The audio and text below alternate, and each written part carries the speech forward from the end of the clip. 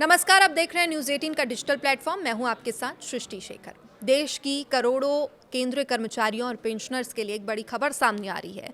लंबे समय से जिस 8वें वेतन आयोग का इंतजार किया जा रहा था, अब उस पर धीरे धीरे तस्वीरें साफ क्लियर होती नजर आ रही है। लेकिन सबसे बड़ा सवाल यही है कि आखिर कर्मचारियों को बढ़ी हुई सैलरी कब मिलेगी? क्या जनवरी 2026 से नई सैलरी खाते में आ जाएगी या फिर इसके लिए और इंतजार करना पड़ेगा? आज की इस खास रिपोर्ट में हम आपको बताएंगे कि 8वें वेतन आयोग को लेकर अब तक क्या अपडेट है, कर्मचारियों को इससे कितना फायदा होगा, फिटमेंट फैक्टर क्या होता है, कितना एरियर मिल सकता है, पेंशनर्स को इससे क्या लाभ मिलेगा। इसलिए वीडियो को आखिरी तक जरूर देखिए। सबसे पहले बात करते हैं 8वें वेतन आयोग की शुरुआत की। केंद्र सरकार ने जनवरी 2025 में 8वें वेतन आयोग को मंजूरी दी थी। इसके बाद इसका आधिकारिक नोटिफिकेशन जारी कर दिया गया। सरकार ने आयोग को वही प्रक्रिया अपनाने का समय दिया है जो पिछले वेतन आयोगों में दी जाती है, यानी आयोग लगभग 18 महीने तक कर्मचारियों की सैलरी, भत्तों और पेंशन से जुड़े सभी पहलुओं की समीक्षा करेगा और फिर अपनी सिफारिशें सरकार को सौंपेगा। अब यहाँ सबसे अहम सवाल आता है कि आखिर नई सैलरी कब लागू होगी। रिपोर्ट्स के मुताबिक आयोग अपनी अंतिम रिपोर्ट 2027 के बीच तक सरकार को सौंप सकता है। इसके बाद सरकार उस रिपोर्ट की समीक्षा करेगी, वित्त मंत्रालय, कैबिनेट से मंजूरी ली जाएगी और फिर जाकर नई सैलरी लागू होगी। यानी साफ शब्दों में अगर कहें तो कर्मचारियों को बढ़ी हुई सैलरी के लिए 2027 तक इंतजार करना पड़ सकता है।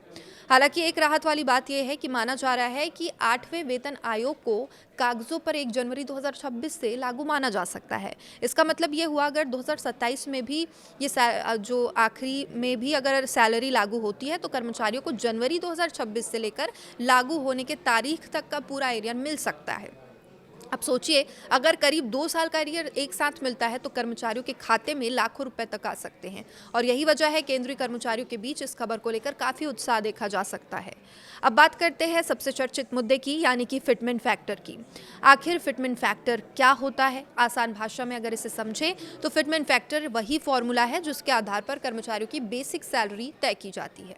7वें वेतन आयोग में फिटमेंट फैक्टर 2,57 रखा गया था और इसी के बाद न्यूनतम बेसिक सैलरी 7,000 रुपए से बढ़कर 18,000 रुपए हो गई थी। अब 8वें वेतन आयोग में कर्मचारी संगठन 3.68 से लेकर 3.83 तक फिटमेंट फैक्टर की मांग कर रहे हैं। अगर सरकार इस मांग को मान लेती है तो न्यूनतम बेसिक सैलरी करीब 51,000 रुपए से लेकर 69,000 रुपए तक पहुंच सकती है। हालांकि अभी सरकार की तरफ से फिटमेंट फैक्टर पर कोई अंतिम फैसला नहीं लिया गया है और अभी भी इसमें संशय बना है। अब अगर ऐसा होता है तो सिर्फ बेसिक सैलरी ही नहीं बढ़ेगी बल्कि उससे जुड़े दूसरे फायदे भी बढ़ जाएंगे, क्योंकि महंगाई भत्ता यानी डीए, मकान किराया भत्ता यानी house rent allowance, HRA, transport allowance और कई दूसरी सुविधाएं भी बेसिक सैलरी के आधार पर तय होगी। यानी आने वाले समय में केंद्रीय कर्मचारियों की कुल इनहैंस सैलरी में बड़ा उछाल देखने को मिल सकता है। अब बात करते हैं पेंशनर्स की। 8वें वेतन आयोग में सिर्फ नौकरी कर रहे कर्मचारियों को ही फायदा नहीं मिलेगा बल्कि लाखों पेंशनर्स को भी इसमें राहत मिल सकती है। माना यह जा रहा है कि जो कर्मचारी 31 दिसंबर 2025 तक रिटायर हो चुके होंगे उन्हें भी नए वेतन आयोग का लाभ दिया जा सकता है। अगर ऐसा होता है तो पेंशन में भी बड़ी बढ़ोतरी देखने को मिलेगी। इसके अलावा फैमिली पेंशन पाने वालों को भी इसका फ़ायदा मिल सकता है। अब सरकार इस पूरी प्रक्रिया में कर्मचारियों और पेंशनर्स की राय भी जानना चाहती है और इसी वजह से माई गवर्नमेंट पोर्टल पर सुझाव भी मांगे जा रहे हैं। कर्मचारी संगठन, रक्षाकर्मी, पेंशनर्स और आम कर्मचारी अपनी मांगे और सुझाव सरकार तक पहुँचा सकते हैं। सरकार चाहती है 8वें वेतन आयोग की सिफारिशें तैयार करने से पहले सभी पक्षों की राय ली जाए ताकि एक संतुलित और व्यवहारिक वेतन संरचना तैयार की जा सके। अब सबसे बड़ा सवाल ये कि क्या सरकार कर्मचारियों की सभी मांगे मान लेगी? फिलहाल इसका जवाब देना मुश्किल है, क्योंकि फिटमेंट फैक्टर, डीए मर्जर और भत्तों में बढ़ोतरी जैसे फैसले सीधे सरकार के खर्च पर भी असर डालते हैं और अगर फिटमेंट फैक्टर ज़्यादा बढ़ाया जाता है तो सरकार पर लाखों करोड़ों रुपए का अतिरिक्त बोझ पड़ सकता है। इसलिए माना जा रहा है कि सरकार कर्मचारियों की मांगे और आर्थिक स्थिति दोनों को ध्यान में रखकर ही आगे फैसला लेगी। लेकिन इतना तय माना जा रहा है कि 8वें वेतन आयोग के लागू होने के बाद केंद्रीय कर्मचारियों और पेंशनर्स की आर्थिक स्थिति में बड़ा बदलाव देखने को मिलेगा।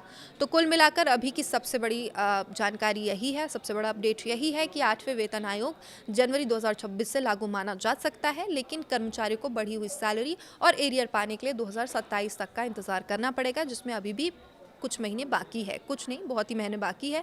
हालांकि अगर 2 साल का एरियर मिलता है तो कर्मचारियों को एक मुश्त बड़ी रकम मिलने की पूरी संभावना है। अब देखना होगा सरकार फिटमेंट फैक्टर पर क्या फैसला लेती है, कर्मचारियों की सैलरी में आखिर कितना इजाफा होता है। आपको क्या लगता है, क्या सरकार कर्मचारियों की मांग के अनुसार फिटमेंट फैक्टर बढ़ाएगी? क्या 2027 तक इंतजार करना सही रहेगा? अपनी राय का हमें कमेंट करके ज़रूर बताइएगा। देखते रहिए अपडेट्स के लिए न्यूज़ 18। नमस्कार।